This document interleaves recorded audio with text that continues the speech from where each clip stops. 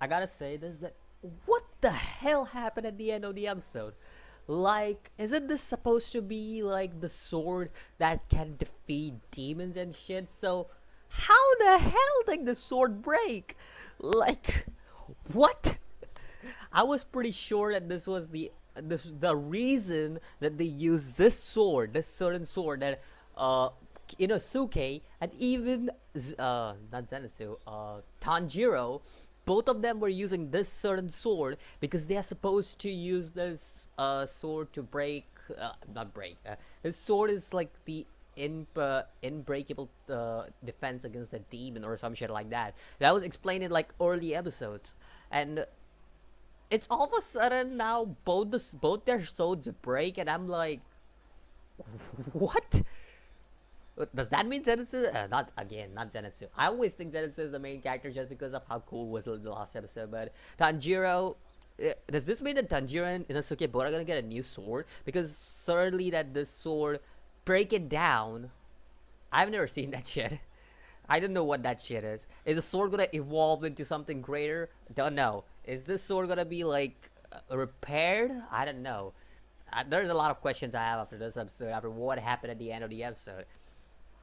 One of the things that I think so is very clear in my mind, and certainly that I want to talk about, is that this guy definitely is one of the 12 Kizunas. I think so. That's what they're called, Kizukas, Kizunas, whatever.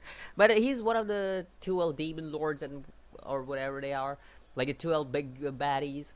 I'm pretty sure about that after seeing him in this episode, because come on, that guy was cut down by Inosuke, and let me just put this in a simple term. Inosuke isn't even as powerful as Tanjiro. I just have to say that because I've seen like this feats that the show has shown me so far. Tanjiro is way stronger. He's not as strong as Zenitsu. I will never say that. Zenitsu was completely different. He just destroyed everyone, literally. But on the other hand, when you're talking about Tanjiro, he would be a very strong character compared to Inosuke. So definitely Inosuke is not as strong as Tanjiro, and he easily broke down that demon that was there. The father? I don't know, but I think so. It's even in the flashbacks, you see this the mother like crying and shit, and how she's bleeding out from all the scratches and stuff.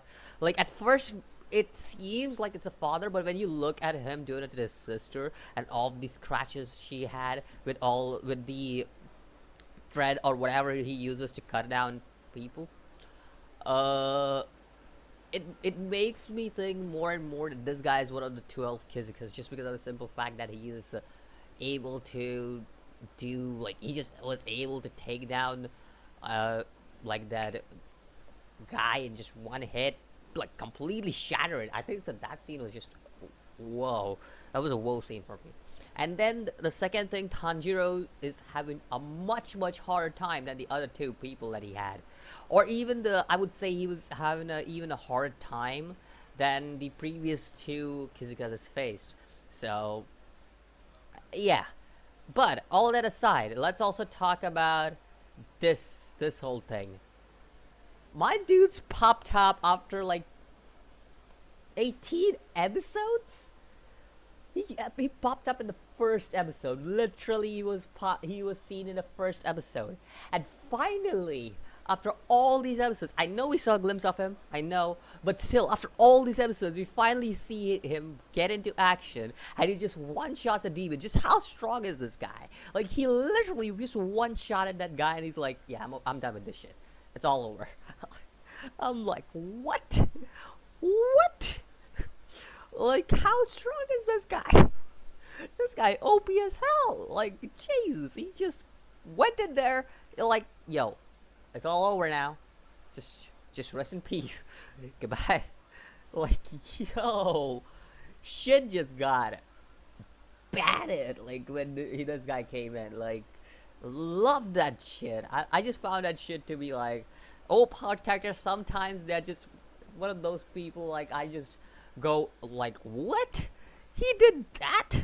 I wasn't expecting him to be that powerful. Like when the third series did, not the series where every character is an overpowered character. Not that kind of series. But here, I'm talking about the series where not every character is an overpowered character, and there's some kind of balance on each character.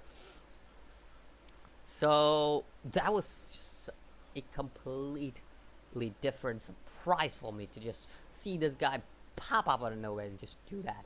Just instantly shatter that guy. Which makes it even more clearer that we have seen one of the Kizukas in action against Tanjirou. And that's, I think, that's all I want to talk about. Obviously, Zenitsu is getting help from our butterfly lady, demon lady, whatever she is. Yeah, that's it. That's all he's getting. That's all we saw. Anyways, let me know what you think about this episode of Demon Slayer, or Kimetsu no Yaiba if you want to go Japanese, or Blade of Demon Destruction if you want to go some other thing. Anyways, I'll see you guys in the next videos. Always, peace.